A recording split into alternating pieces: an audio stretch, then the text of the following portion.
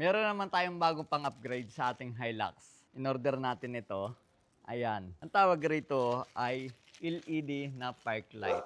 Kung mapapansin ninyo, ang stock na park light, ganyan madilaw kasi bulb type lang siya.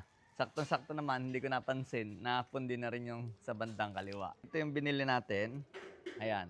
May iba't ibang klase ng size nito kung ano yung size ng inyong sasakyan. Dito lang kasi nagkaka-diferensya yan, iba ng size ng socket. So, palitan natin. Napakadali lang naman palitan nito. So, counterclockwise lang ito and then bunutin nyo na agad.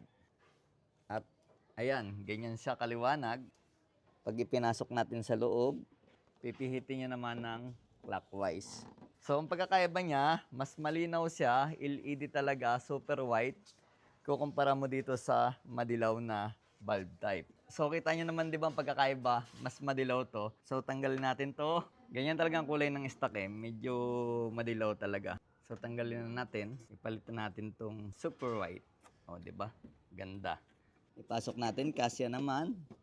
And then, clockwise. Pag binuhay natin ang headlight, isasabay natin sa headlight, super white na siya. Napakasimple lang at magandang tingnan, no? Kasi nga puro puti na. Ang susunod natin i-upgrade yung pag-light natin. Ang ganda ng ating park light ngayon, sa mga gustong order, nasa Yellow Basket lang.